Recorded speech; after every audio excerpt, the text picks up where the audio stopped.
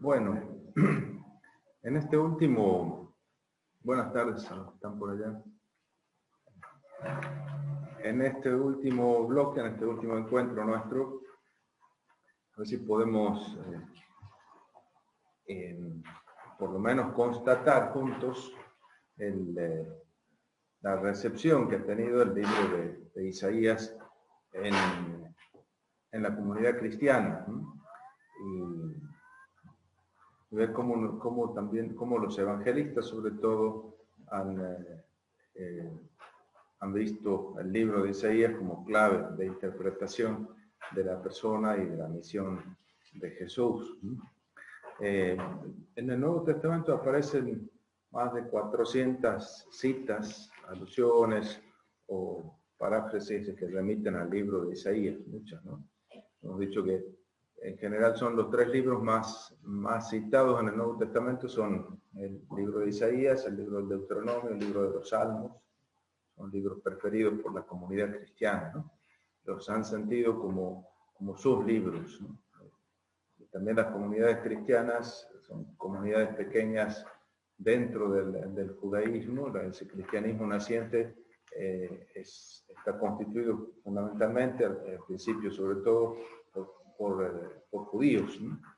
Por judíos que leen la Biblia, ¿no? Entonces leen la Biblia, es nuestro Antiguo Testamento, pero es su Biblia, ¿no?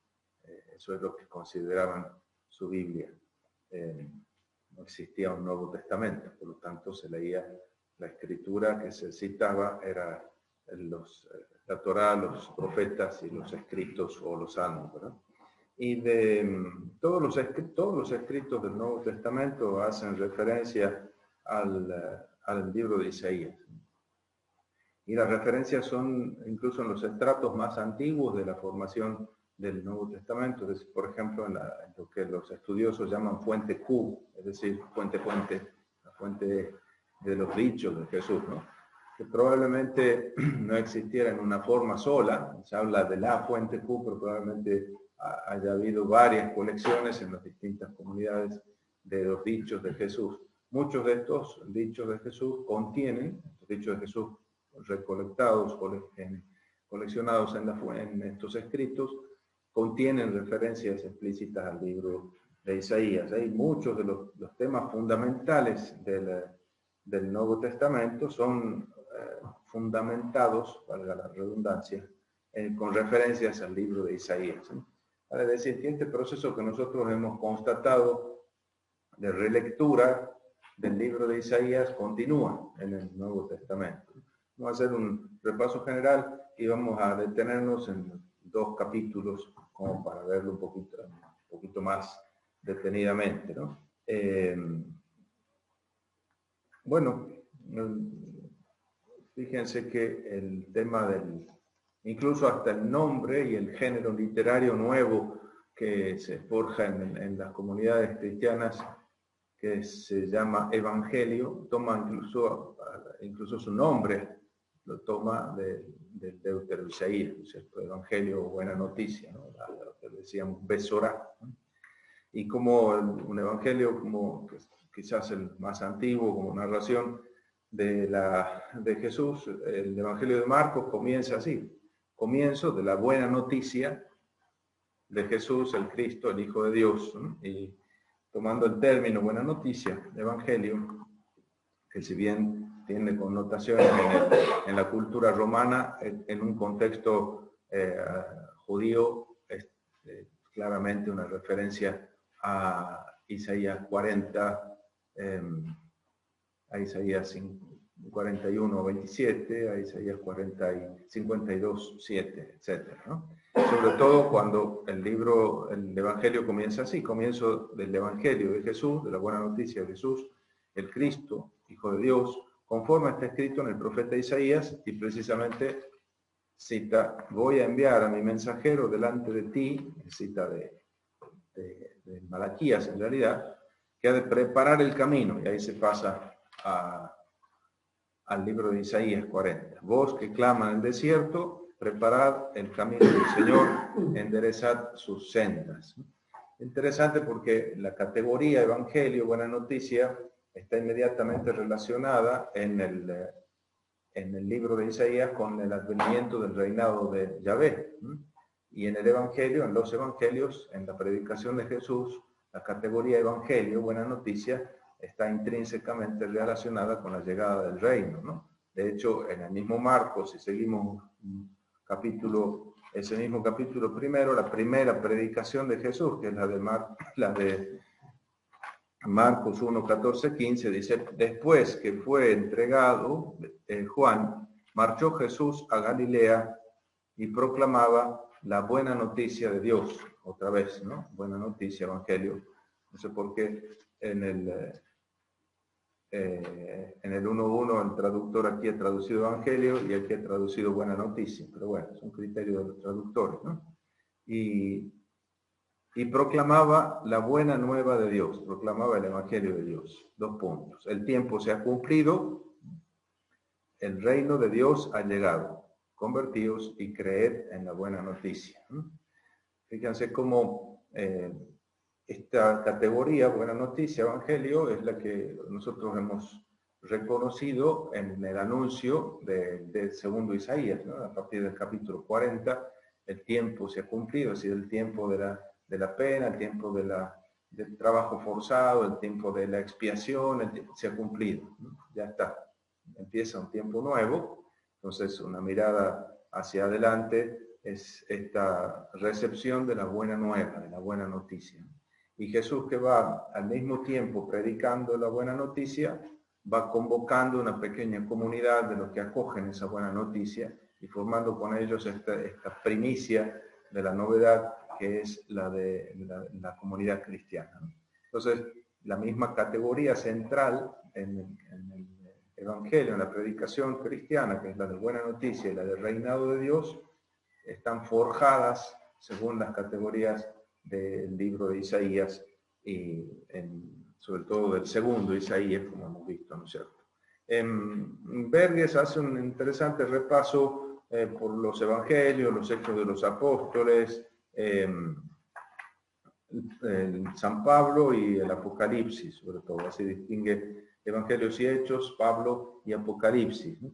Y va mostrando cómo muchas veces los textos están citados según el hebreo y otras veces citados según el texto de los 70, ¿no? Que muchas veces transforma el texto hebreo, ¿no? No es una mera traducción, nunca ninguno de los textos de los 70 es mera traducción griega del hebreo, siempre hay diferencias, y muchas de las variantes no pueden obedecer simplemente a errores de copista o errores de comprensión, sino que son deliberadas reinterpretaciones del texto anterior, ¿no?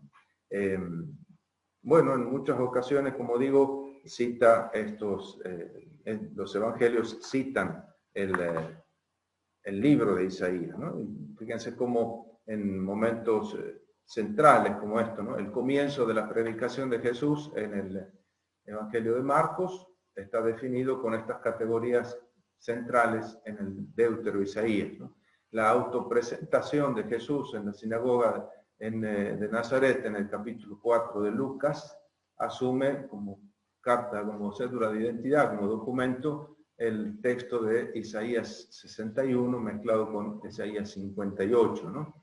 Cuando se presenta, dice, se presentó en la sinagoga el sábado como era su costumbre, le pasaron el libro, tocaba leer Isaías, abrió el libro en el lugar donde dice: el Espíritu del Señor está sobre mí, porque el Señor me ha consagrado con la unción y me ha enviado a dar la buena noticia a los pobres, etc., ¿no? Cierra el libro, lo entrega al ayudante y dice: esta palabra se ha cumplido hoy aquí, delante de ustedes, así identificándose como aquel sujeto que en el texto dice: el Espíritu del Señor está sobre mí, como ese siervo que es enviado por Dios junto con su Espíritu, ¿no? En la misma línea de Isaías 48, 16, Isaías 61, ¿no?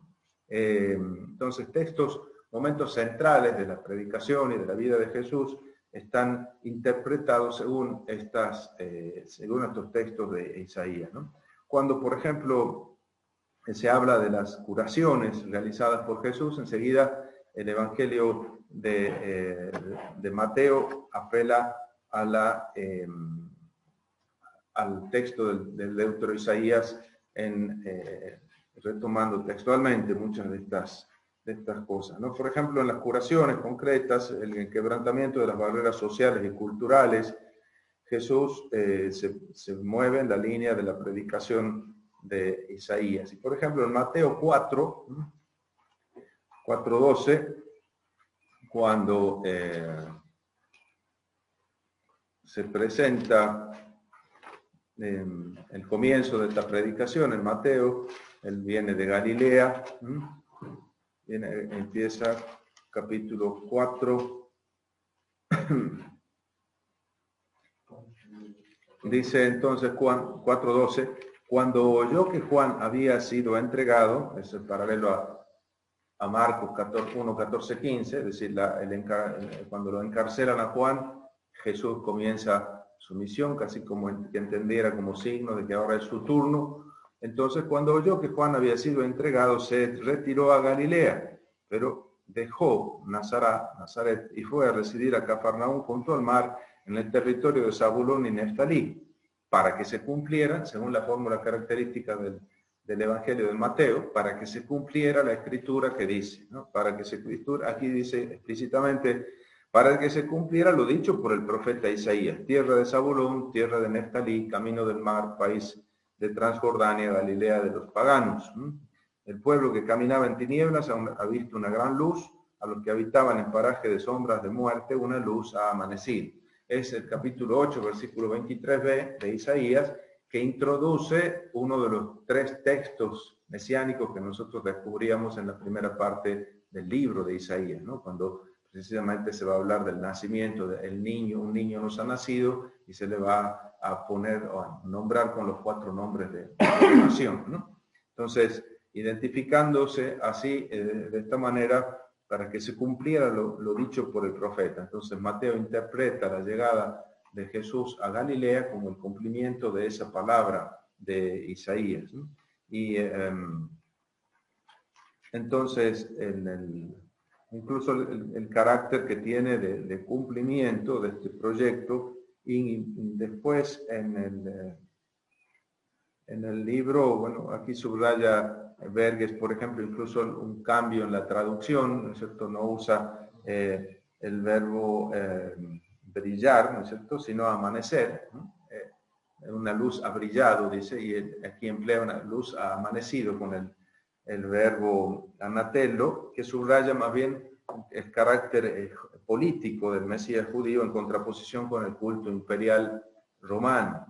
Entonces hay una alusión allí política velada hacia esta presencia de Jesús, ¿no? Que lo relaciona quizás con la estrella o el solcito que aparecía sobre el imperator en las monedas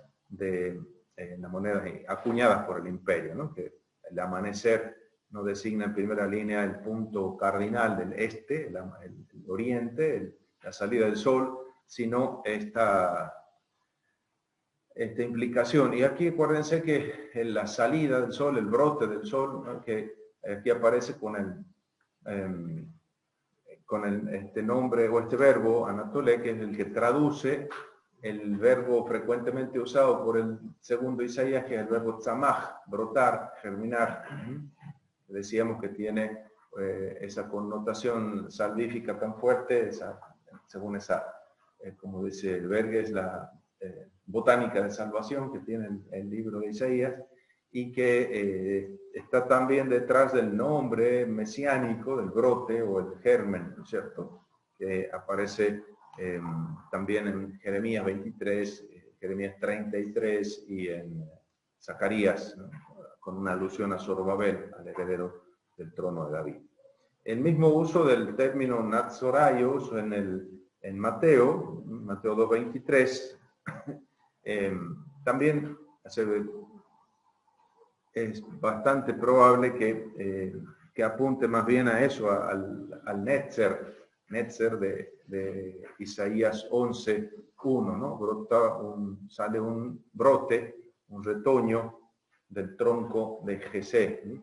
Porque normalmente para hablar de nazareno o de nazireo se usan otros términos en en griego y no este que aparece en Mateo 2:23, ¿no? Cuando en el mismo Evangelio de Mateo, en el capítulo 12, Evangelio de la Infancia, se habla de la llegada de los magos de Oriente, a quien nosotros hemos hecho reyes, pero son magos, ¿no? Les llegan los magos de Oriente. Si bien es cierto que se aplica aquí, la adoración de los magos, dice el título de la Biblia de Jerusalén, y aparece la llegada de los magos a Belén, y aparece contextualizado según la cita del profeta Miqueas, capítulo 5. Sin embargo, la misma llegada a la casa con sus ofrendas, le ofrecieron sus dones, oro, incienso, mirra y la presencia de esta estrella que guía, ¿no? Aparece como una referencia al capítulo 60 de Isaías, ¿verdad? La promesa de que pueblos y reyes van a ponerse en camino para peregrinar, llevando consigo regalos, van a peregrinar hacia ese lugar a partir del cual brilló la luz de Dios. Acuérdense cómo empieza el capítulo 60 de Isaías: en medio de la tierra a oscuras brilla la luz de Jerusalén, ¿verdad?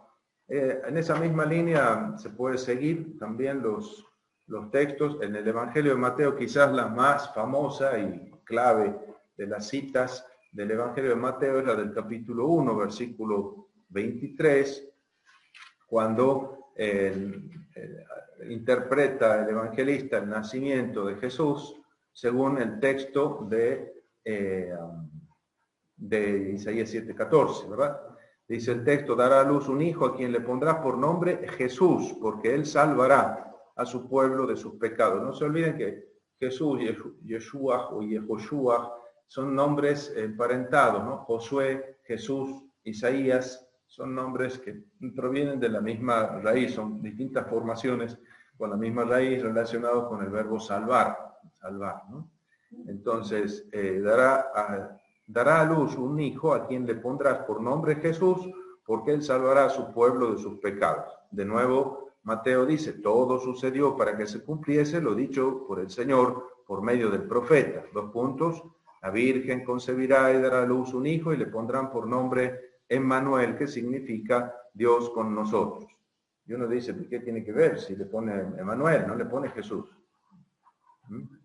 La comunidad cristiana que ha leído este acontecimiento como el cumplimiento de aquella profecía, es decir, ha reconocido en Jesús la actuación de Dios, la presencia del Dios con nosotros. Otra vez, el nosotros del Immanuel aparece también leído desde el nosotros de la comunidad cristiana, ¿no es cierto? Aquí, como bien saben, hay un cambio significativo para nosotros, por lo menos en la traducción, ¿no es cierto? Cuando el texto hebreo dice simplemente alma, joven, ¿no es cierto? El texto griego traduce no con neanis, que sería la palabra griega para traducir la joven, sino que lo traduce con la palabra parthenos, que sería la traducción griega del hebreo betulá.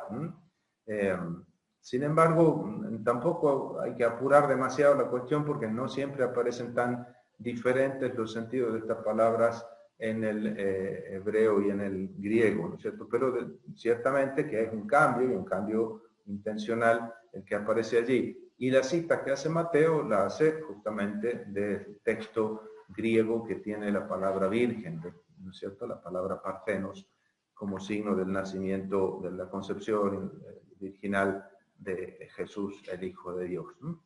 Entonces vemos cómo estos textos aparecen en lugares claves para la interpretación de la figura, y después vamos a ver de la misión de Jesús, ¿no es cierto? También aquí subraya Berges como hay una tercera persona de todo esto sucedió para que se cumpliese lo dicho por el Señor por medio del profeta: la Virgen concebirá y dará a luz un hijo y le pondrán por nombre Emmanuel, ¿no? La tercera persona, es decir, le dirán, le pondrán por nombre Emmanuel. Es la comunidad de aquellos que confiesan que a Jesús como Salvador, y que ven en él, en la persona de Jesús, la presencia misma del Dios con nosotros, obrando la salvación en medio de ellos, ¿no? Cuando el mismo Evangelio de Mateo, en el capítulo 8, narra ya después del sermón inicial, ¿no es cierto?, el sermón de la montaña, en el capítulo 8 empieza a hablar de las curaciones, termina diciendo en el versículo 17, 8:17, ¿no? Al atardecer, 16, le trajeron muchos endemoniados y él solo con una palabra expulsó a los espíritus, curó también a todos los que se encontraban mal, para que se cumpliera, de nuevo, lo dicho por el profeta Isaías. 2 puntos. Él tomó nuestras flaquezas, cargó con nuestras enfermedades. El texto de Isaías 53, versículo 4. Si se fijan, también aquí, entonces, si bien la traducción de los 70 habla de tomó sobre sí nuestros pecados, cargó sobre sí nuestros pecados, dice hamartía en el griego de los 70, aquí habla de tomó sobre sí nuestras flaquezas, nuestras debilidades, cargó con nuestras dolencias, con nuestras enfermedades, ¿no? Mostrando así a Jesús que elimina las enfermedades y las debilidades reales de la comunidad, manifestándose así como la presencia del Dios de Emmanuel que cura y salva, ¿no? Bueno, la más extensa cita de cumplimiento es la que aparece aquí en Mateo en capítulo 12, ¿no?, versículos 18 al 20, cuando dice que Jesús, al saberlo, se retiró de allí, le siguió una gran muchedumbre y lo fue curando a todos. Luego les mandó enérgicamente que no le descubrieran, para que se cumpliera lo dicho por el profeta Isaías. ¿Ven cuántas veces Mateo apela a las citas del cumplimiento y en todos estos casos echa mano del libro de Isaías, ¿no?, como clave de interpretación de la figura de Jesús? Para que se cumpliera lo dicho por el profeta Isaías: este es mi siervo, a quien elegí, mi amado, en quien me complazco. Pondré mi espíritu sobre él anunciará el juicio a las naciones, no disputará ni gritará, ni oirá nadie en las plazas su voz. La caña cascada no la quebrará, ni apagará la mecha humeante, hasta que lleve a la victoria el juicio. En su nombre pondrán las naciones su esperanza, ¿no? Entonces, aquí parece orientarse, sobre todo al principio, más bien por el texto hebreo que por el texto griego. El texto griego introduce la palabra Jacob Israel allí, bastante coherente, digamos, en el contexto, pero que no está en el hebreo, ¿verdad? Y aquí lo deja como abierto para poder aplicarlo a Jesús, ¿no? Y aparece aquí la paradoja de un Mesías que actúa en la pequeña localidad de Judea, pero a pesar de ello, o justamente a través de ello, desarrolla una acción que va a tener efecto en todas las naciones, en todos los pueblos, ¿no? En su nombre pondrán las naciones su esperanza, ¿no? Esta apertura a todas las naciones, a todos los pueblos, que es lo que después Mateo va a ver iniciado en la predicación de la comunidad cristiana a partir de la resurrección en el capítulo 28, ¿no?, cuando se ha enviado a todas las naciones a predicar en su nombre, ¿no?, en su nombre. Entonces, es como un inicial cumplimiento de lo que Isaías ve en su visión del capítulo 2 y del capítulo 12 y de lo que aparece al final en el escrito de Isaías que hemos visto esta mañana. Curioso también el modo como interpreta la predicación de Jesús, ¿no? La cuestión de la predicación en parábolas, tanto en Marcos, si queremos leer el capítulo 4, como en el capítulo 13 de Mateo, que es donde contiene el sermón en parábolas, y la interpretación que se hace de este modo de hablar de Jesús, ¿no? En el capítulo 13, versículos 14, ¿por qué Jesús habla en parábolas? Sus discípulos se acercaron y le preguntaron, y él respondió: es que a vosotros se os ha concedido conocer los misterios del reino de los cielos, pero a ellos no. Vosotros, ellos. Empieza a haber como una división, unos que tienen acceso a este conocimiento, a esta sabiduría, y otros no. Porque a quien tiene se le dará y le sobrará, pero a quien no tiene se le quitará hasta lo que tiene. Por eso les hablo en parábolas, porque mirando no ven y oyendo no oyen ni entienden, ¿no? Ahí la traducción a veces yo creo que más bien la presión va para que mirando no vean y oyendo no entiendan, ¿no? En ellos se cumple, que eso es lo paradójico de la cuestión, en ellos se cumple la profecía de Isaías: oír oiréis, pero no entenderéis; mirar miraréis, pero no veréis, porque se ha embotado el corazón de ese pueblo, han hecho duros sus oídos, han cerrado sus ojos, no sea que vean con sus ojos y oigan con sus oídos, con su corazón entiendan, se conviertan y yo los sane. Pero dichosos los ojos de ustedes porque ven lo que ven, dichosos los oídos de ustedes porque oyen lo que oyen. Ya habrían deseado tanto ver lo que ustedes ven, pero no lo vieron; oír lo que ustedes oyen, pero no lo oyeron, ¿no? Capítulo 6 de Isaías entonces aparece como el texto clave para interpretar esta forma de hablar de Jesús y el rechazo de una gran parte de su audiencia, ¿verdad? Bueno, se puede seguir muchos de los textos de Mateo en este mismo sentido. Por ejemplo, el del capítulo 15, para seguir el orden, cuando versículo 8, también tienen aquí la cuestión sobre la práctica religiosa de los judíos de la audiencia de Jesús, los judíos fariseos, que se quejan del modo de actuar de Jesús y de sus discípulos, que no respetan las tradiciones, ¿cierto?, de los mayores. Y él les dice: hipócritas, qué bien profetizó de ustedes Isaías cuando dijo: este pueblo me honra con los labios, pero su corazón está lejos de mí. En vano me rinden culto, pues enseñan doctrinas que solo son preceptos humanos. Entonces, de esta manera interpreta con la versión griega de Isaías 29:13 esta conducta de los fariseos, de la gente más religiosa de su tiempo, a quien tilda aquí de hipócritas, ¿no es cierto?, que honran con los labios, pero su corazón está lejos. En el capítulo 21 del mismo Mateo, cuando rodeado del júbilo del pueblo entra Jesús en Jerusalén, la escena se interpreta con textos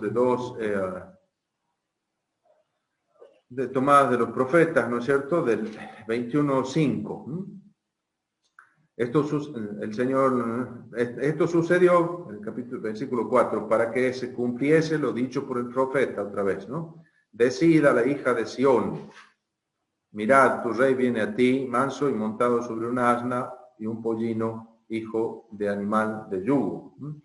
De esa manera, el texto principal es de: mira, tu rey viene a ti montado sobre un asno. Eso es de Zacarías, pero la introducción, decid a la hija de Sión, es de 62:11, de Isaías 62:11, de manera que interpreta la llegada del rey como la llegada del Salvador, ¿no? En el capítulo 62, versículo 11 de Isaías, en la versión griega utiliza la palabra soter, Salvador, el que viene a ti como Salvador. Así también en textos como, por ejemplo, si pasamos de Mateo por ahí a Lucas, capítulo 22, versículo 37, aparece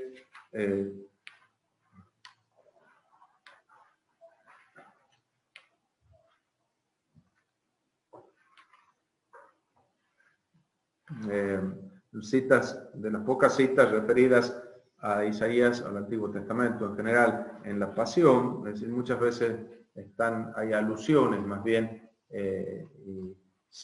guiños intertextuales, pero citas explícitas como las que ha hecho Mateo o las que han hecho los evangelistas en los tiempos anteriores del ministerio de Jesús, no aparecen tanto en el relato de la Pasión, ¿verdad? Sin embargo, aquí, cuando se habla de cuando os envíe sin bolsa, sin alforja, sin sandalias, cuando se envíe, perdón, ¿os faltó algo?, le pregunta Jesús. Ellos contestaron: nada. Y añadió: pues ahora, el que tenga una bolsa que la tome, y también alforja. Y el que no tenga, que venda su manto y se compre una espada. Porque yo os digo que es necesario que se cumpla en mí lo que está escrito. Ahí está de nuevo referencia a la Escritura. ¿Y qué es lo que está escrito? Ha sido contado entre los malhechores.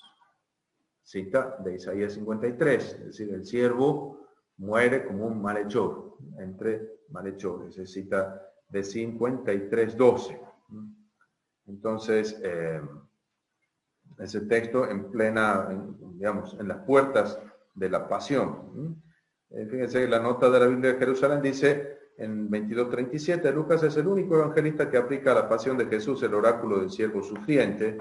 Lo volverá a hacer en el capítulo 8 de los Hechos, cuando el eunuco de la reina de Candace va en el carruaje leyendo Isaías y se le acerca a Felipe y le pregunta, ¿entiendes lo que lees? Y dice, ¿cómo voy a entender si nadie me lo explica?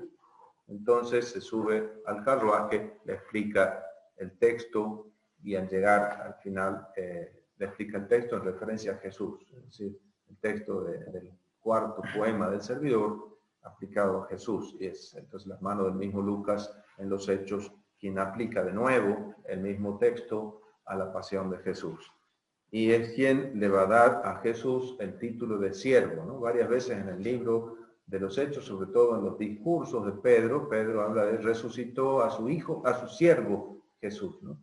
Fíjense que tiene muy, digamos, sabor de antiguo, porque es un término que después la iglesia deja de aplicar a Jesús, así que tiene el sabor de ser uno de los términos más antiguos aplicados a Jesús en la predicación apostólica, ¿verdad? Bueno, esto es en Lucas, ¿verdad? En Lucas, en Hechos, ¿no es cierto? 8, hemos dicho, y en Hechos 13 también aparece aplicado Hechos 13, 34.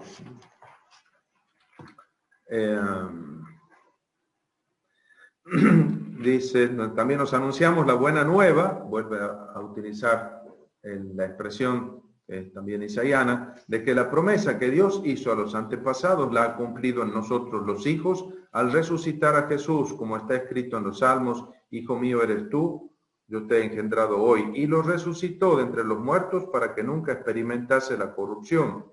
Conforme a la declaración, os daré las cosas santas de David, las verdaderas. La traducción, en realidad es una traducción de Isaías 55:3, que veíamos esta mañana, las promesas de David atribuidas aquí a los cristianos en este caso, ¿no? Es decir,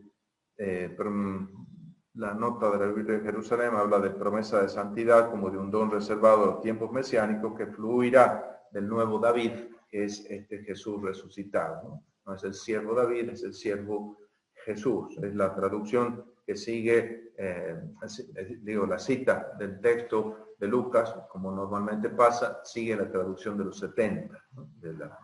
del texto. Lo curioso es que al final del libro, al final de la obra lucana, ¿no es cierto?, que cubre Evangelio de Lucas y Hechos, y según Martini también las pastorales, sería la tercera generación lucana, pero bueno, en este díptico que es el Evangelio de los Hechos, el texto de los Hechos de los Apóstoles termina cuando en ese capítulo 28, de una manera así desconcertante, vamos a ver, porque dice, bueno, Pablo está allí en prisión domiciliaria, o así podemos llamar, en Roma.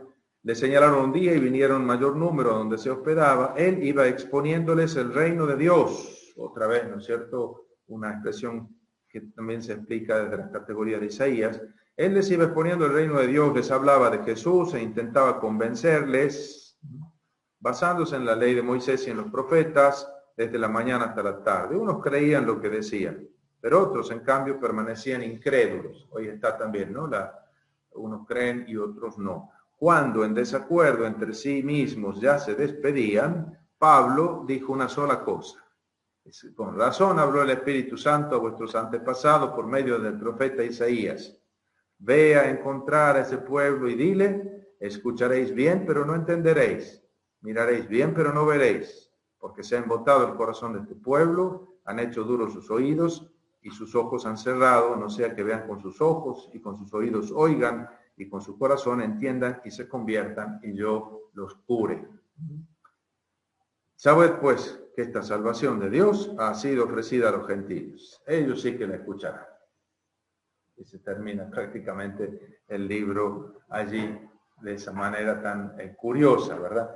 Y digo curiosa porque el texto termina justamente con una cita amplia de Isaías 6, que ya hemos leído varias veces, referida aquí, o para explicar aquí esta incredulidad de la comunidad judía que es la que se acerca a Pablo a escucharle allí en Roma, una comunidad judía importante.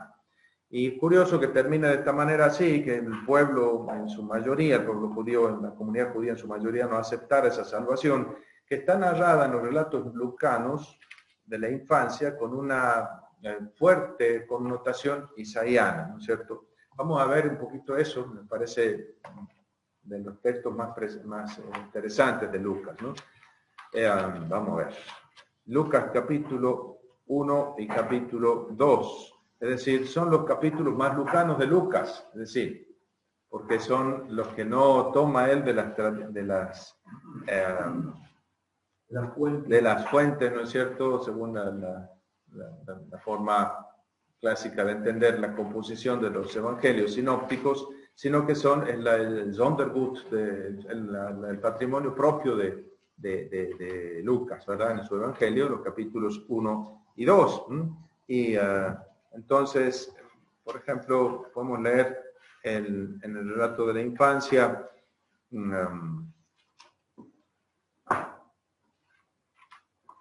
el capítulo 2, por ejemplo, ¿no es cierto? Vamos a leerlo, capítulo 2, versículos 22 hasta 38. Lo leemos. Cuando llegó el día fijado por la ley de Moisés para la purificación, llevaron al niño a Jerusalén para presentarlo al Señor, como está escrito en la ley. Todo varón primogénito será consagrado al Señor. También debían ofrecer en sacrificio un par de tórtolas o de pichones de paloma, como ordena la ley del Señor. Vivía entonces en Jerusalén un hombre llamado Simeón, que era justo y piadoso, y esperaba el consuelo de Israel. El Espíritu Santo estaba en él, y le había revelado que no moriría antes de ver al Mesías del Señor. Bueno, fíjense hasta ahí. Dice el texto que vivía entonces fíjense la centralidad que tiene la ciudad de Jerusalén en el Evangelio de Lucas, ¿no? Comienza en Jerusalén y termina en Jerusalén, ¿no? La ciudad de Jerusalén es el lugar de la salvación por excelencia. Un profeta no puede morir fuera de Jerusalén, dice, en Jerusalén, ¿no? Y parece nombrada en momentos claves de la vida de Jesús, ¿no? En el momento en el que decide Jesús, encaró decididamente para Jerusalén, dice el capítulo 9, versículo 51, y empieza el camino a Jerusalén que dura 10 capítulos en el Evangelio, ¿verdad? El texto, el final del Evangelio termina en Jerusalén, el libro de los Hechos comienza en Jerusalén y desde allí se expande hasta los confines de la tierra, otra idea también muy presente en el Deutero Isaías, ¿verdad? El tema de los confines de la tierra. Pero aquí entonces, la centralidad de la ciudad de Jerusalén, dice allí vivía un hombre llamado Simeón. Era una persona justa y piadosa que esperaba la consolación de Israel, ¿no? Dos términos bien importantes para lo que nosotros tenemos allá. La consolación de Israel, o la consolación habla de Jerusalén, y la consolación de Israel. Y estaba en él el Espíritu Santo, ese Espíritu Santo que desciende sobre el siervo o desciende sobre aquellos que reciben la salvación de Dios, ¿no? Acuérdense que el siervo no es solo una persona, no solo ha de poder aplicarse a Jesús, sino todos los que en él creen, ¿no es cierto?, los que aceptan seguir su camino. Bueno, ahora, ¿cómo sigue? Pensemos, Luis. Movido. Conducido por el mismo Espíritu, fue al templo, Y cuando los padres de Jesús llevaron al niño para cumplir con él las prescripciones de la ley, Simeón lo tomó en sus brazos y alabó a Dios diciendo. Bueno, fíjense en el texto del Nunc Dimittis, del cántico de Simeón, fíjense de dónde están tomados los textos. ¿Qué dice? Ahora, Señor, puedes dejar que tu servidor muera en paz, como lo has prometido, porque mis ojos han visto la salvación que preparaste delante de todos los pueblos, luz para iluminar a las naciones paganas y gloria de tu pueblo Israel. Bueno, todas las categorías del Deutero Isaías en 3 versículos. Sí, más que evidente, ¿no? Es decir, los ojos que ven la salvación, he visto con mis propios ojos, preparado a la vista de todas las naciones, ¿no? Del 52.7, y 46.3, etcétera, luz para alumbrar a las naciones, luz de las naciones, ¿no? Alianza del pueblo, luz de las naciones, capítulo 42.6, capítulo 49.6, etcétera, ¿no?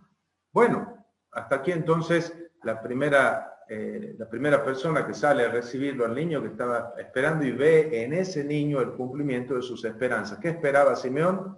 La consolación de Israel. En Jesús llega el que consuela a Israel. Vamos a seguir el texto. Su padre y su madre, versículo 33 siguiente. Su padre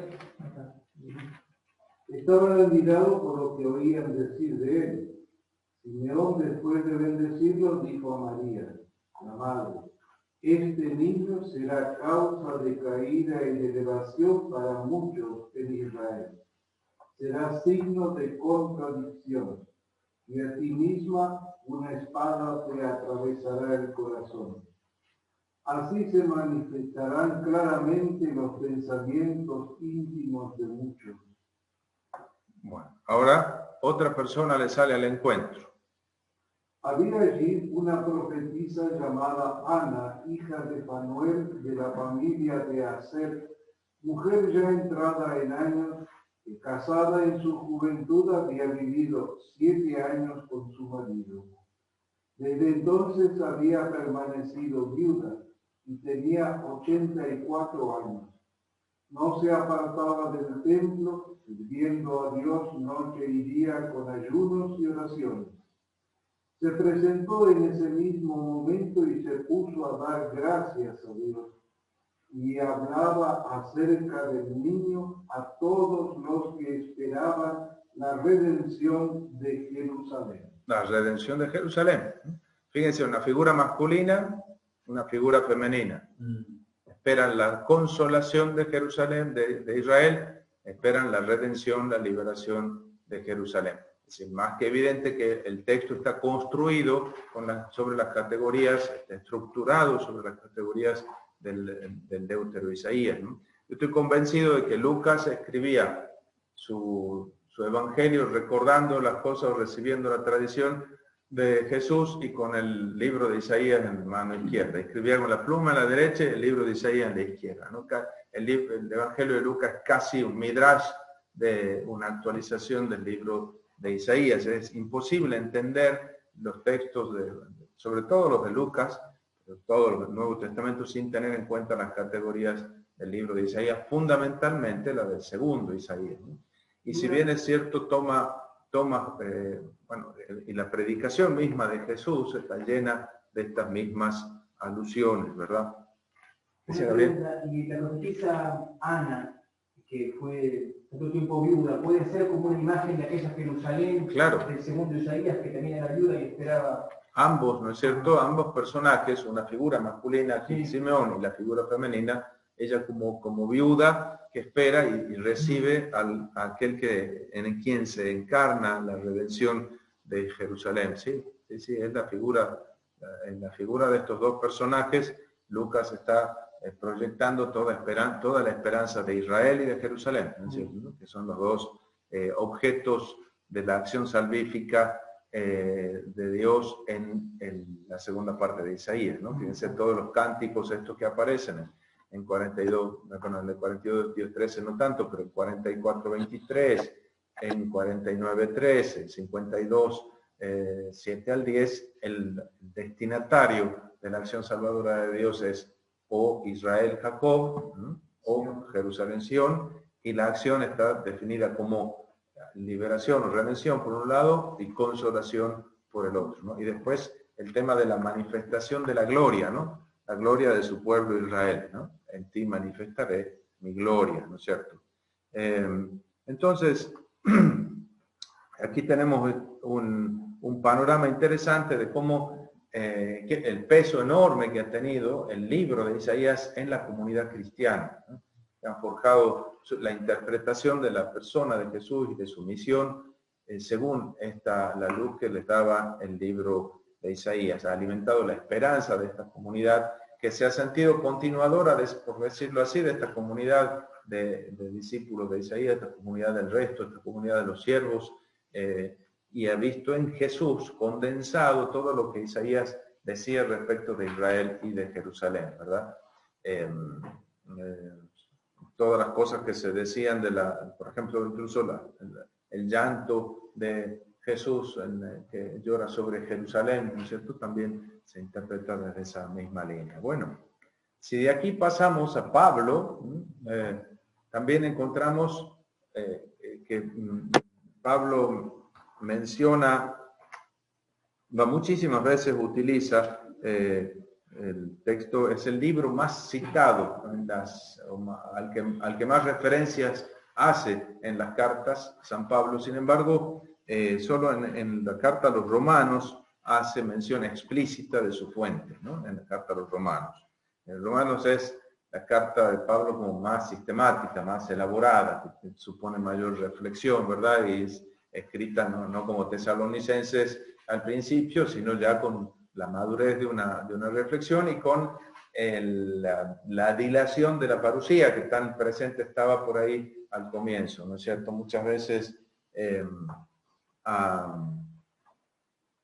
la enseñanza de Pablo muchas veces alude al texto del profeta Isaías, pero en las primeras cartas, sobre todo para hablar de la llegada de la parusía, de la venida de la salvación, ya cercana según la esperanza de Pablo al comienzo, y también se la aplica a sí mismo, con muchos de los textos de Isaías interpreta su propia misión, Pablo, como misión referida fundamentalmente a las naciones, a los gentiles, ¿no? En la apertura que nosotros descubríamos en Isaías, sobre todo a partir del capítulo 40, es la que le sirve a Pablo para encontrar o para interpretar su propia misión. Podemos dar un ejemplo de otra carta como la de 2 Corintios 6, 2 Corintios 6, 12, 6.2, perdón, 6.2, hay una...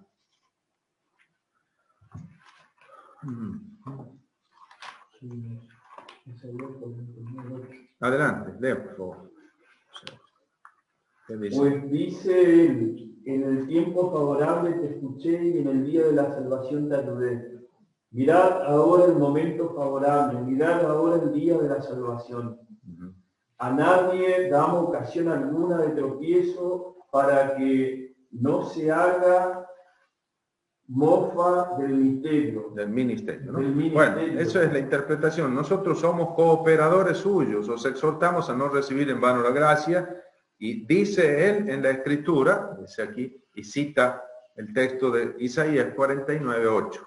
En el tiempo favorable te escuché, en el día de la salvación te ayudé. Este es el tiempo favorable, se está cumpliendo en este ministerio que yo estoy ejercitando en este momento, se está cumpliendo este ofrecimiento de la gracia y la salvación que Dios está queriendo ofrecer a las naciones, a los paganos, etc., ¿no? Entonces, en la carta a los romanos también, sobre todo en la carta a los romanos es donde se plantea de manera más explícita Pablo esta misteriosa situación con la que él se encuentra, ¿no? Los primeros destinatarios de la salvación, los favoritos de Dios, el pueblo judío, en su mayoría no acepta esta oferta de gracia que viene de Dios en Cristo Jesús. Entonces él hace una larga reflexión de 3 capítulos, el 9 al 11 de los Romanos, que es la reflexión más sistemática del Nuevo Testamento en torno a este misterio, que es el misterio de que, cómo conjugar la fidelidad de Dios a Israel y el rechazo que en su mayoría, como comunidad, como pueblo, hacen del Mesías. Si bien es cierto, los primeros cristianos son judíos, ¿no es cierto? Son una comunidad judía, pero él en su conjunto sigue otra dirección. Entonces, para interpretarlo, le sirve mucho a Pablo la idea de Isaías, ¿no es cierto?, que es la idea del resto. Es decir, se trata de un resto. No todo Israel, sino solo un resto. Pero ese resto es el que representa a todo Israel. Su respuesta y su aceptación es la hace en representación del resto. Fíjense cómo en Romanos 9, 27 aparece esta categoría en primer lugar, ¿no? Está hablando del plan de salvación.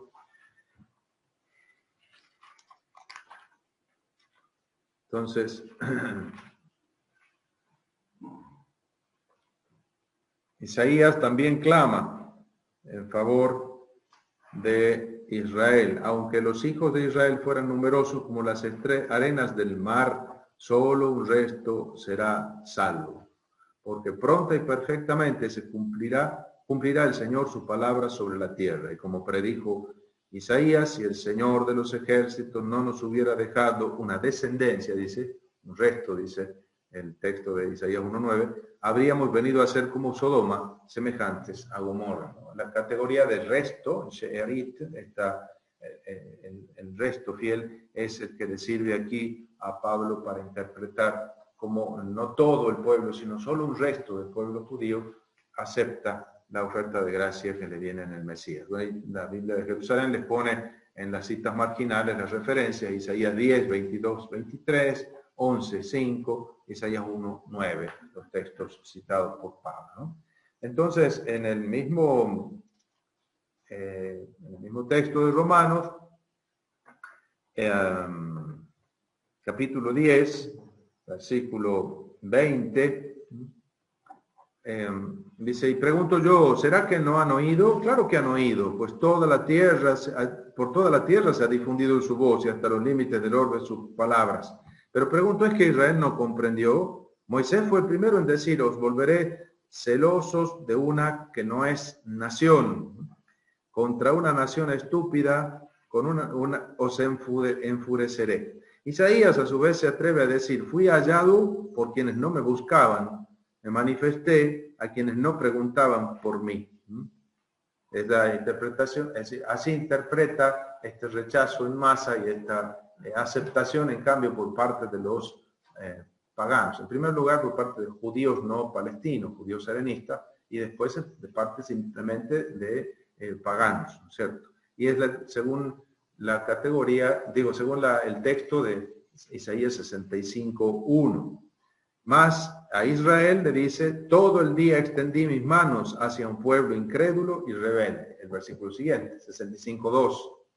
Entonces, Pablo tiene el libro de Isaías en la mano y va citando, ¿no? Fíjense que las citas en el Nuevo Testamento están tomadas prácticamente de manera pareja de los tres bloques clásicos, digamos, que hemos visto que no están tan separados como nosotros pensamos, el proto, deutero y trito Isaías, ¿no? Fíjense entonces cómo también incluso en la visión del hasta cuándo, ¿no? Hasta cuándo será esto, en Romanos 11, 25, Romanos 11, 25, entonces se pregunta también por el endurecimiento, ¿no? ¿Hasta cuándo estará así? No quiero que ignoréis, hermanos, este misterio. Para Pablo, este es el gran misterio realmente, cosa que totalmente inaccesible a su comprensión por el momento, esta cuestión de la falta de aceptación de un pueblo que está preparado para recibirlo. Todo parecía que iba a ser quien acogiese plenamente y en masa, ¿no? Para que no presumáis de sabios, el endurecimiento parcial que ha padecido Israel durará hasta que entren todos los gentiles. De ese modo, todo Israel se salvará, como dice la Escritura, ¿no? Entonces, es la pregunta de Isaías 6, cuando se pregunta hasta cuándo, hasta dónde, ¿no es cierto? 6:11, hasta cuándo o hasta dónde, y aquí dice hasta que todos los gentiles entren, y entonces también Israel será salvo, ¿no? Ahora, sin duda, el libro que más entretejido está de citas de la Escritura en todo el Nuevo Testamento es, con toda evidencia, el libro del Apocalipsis, ¿verdad? Y el libro del Apocalipsis hace uso amplísimo del texto del libro de Isaías. Hay más de 50 citas del libro de Isaías. Para las grandes visiones están tomadas de allí. Fíjense, por ejemplo, la visión del trono del Señor, en el capítulo 4. La visión del trono se elabora con los elementos de Isaías 6. El trono del Señor, 4:8, ¿no? Apocalipsis 4:8.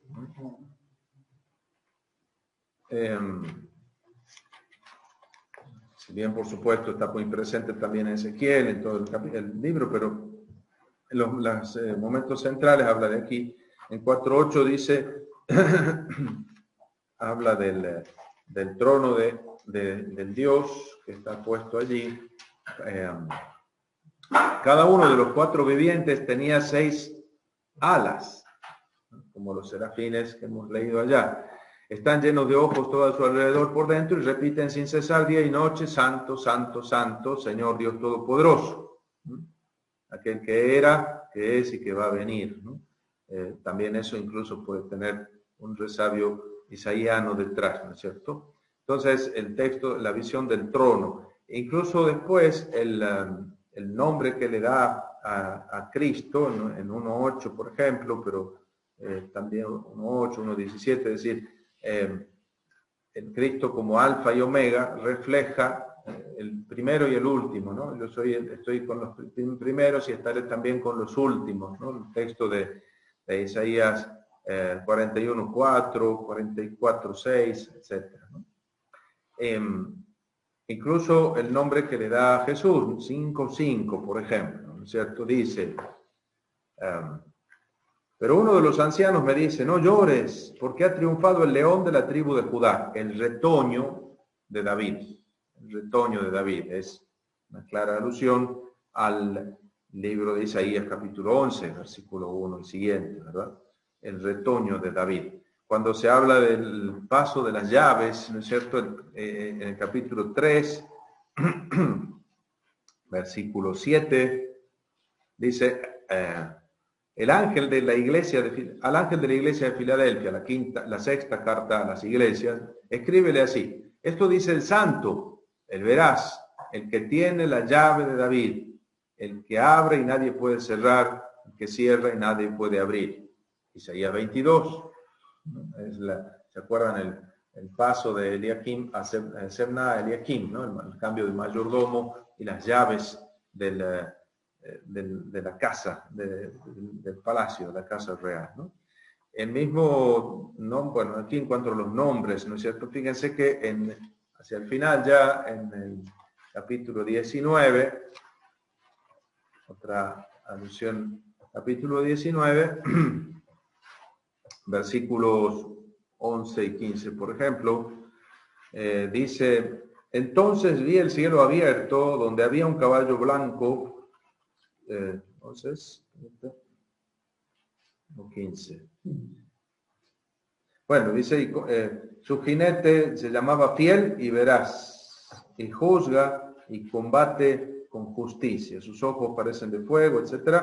Y en el versículo 15, él pisa en el lagar para extraer el vino de la furiosa ira de Dios. Ya, el 15. Y de su boca sale una espada afilada para herir con ella a los paganos. De su boca sale una espada afilada. Fíjense, en Isaías 49, él hizo de mi boca una espada afilada, ¿no? Entonces, el arma del siervo, que es su propia boca. Entonces, a Jesús lo describe con los rasgos de Dios, con los que Isaías describe a Dios, y con los rasgos con los que Isaías describe al siervo. la espada afilada, ¿no? Hizo de mi boca una espada afilada. También se dice en Isaías 11, en la visión dice que gobernará o castigará con el aliento de su boca, ¿no? El arma es su palabra, ¿verdad?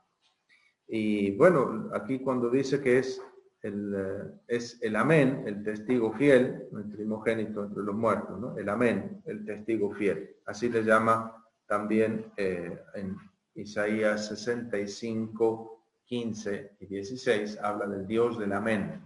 El Dios del amén.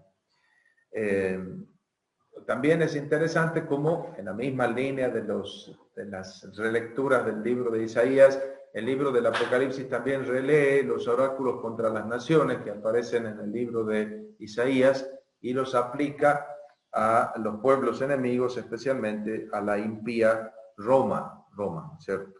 En el capítulo 14, por ejemplo, capítulo 17, capítulo 14, 8 al 15, también ahí cayó la gran Babilonia, ¿no? Aquí tenemos también como el signo del comienzo de la salvación, la caída de Babilonia incluso, ¿no es cierto?, que es tan central en el capítulo 47 del libro de Isaías, ¿no? Y la visión de los cielos nuevos y la tierra nueva tiene que ver con Isaías 65, que hemos visto esta mañana justamente, ¿no? Es también la llegada del Señor que trae consigo su paga, remite a Isaías 40, con el que se abre el anuncio del tiempo de salvación en el Deutero Isaías.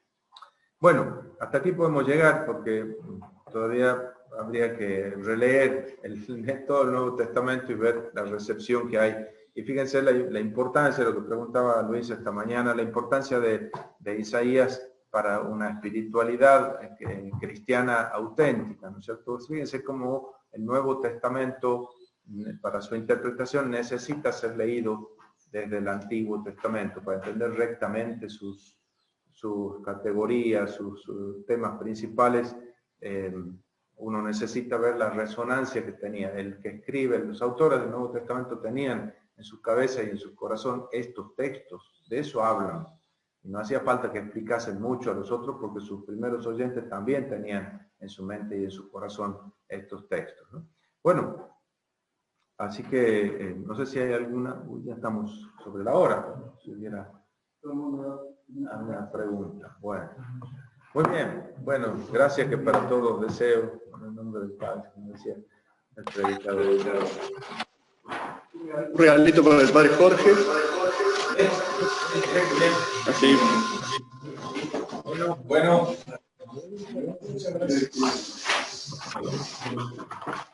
No. Mirá. Para que se acuerde de nosotros. Bien, eso, sacarle foto. Muchísimas gracias. Y hay una tarjetita adentro también. Pero esto está pintado. A mano, pintado a mano, de hecho. Sí. Un originales.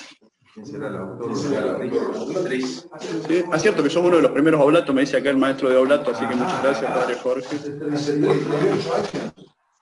¿Ya?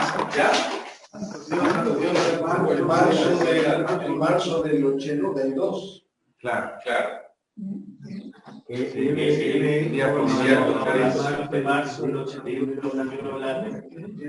Muchas gracias.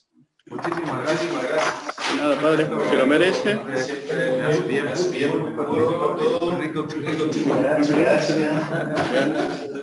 Gracias a todos los que han participado en el curso. Gracias a los que están del otro lado, cerca y a los de lejos. Muy bien. Saludos.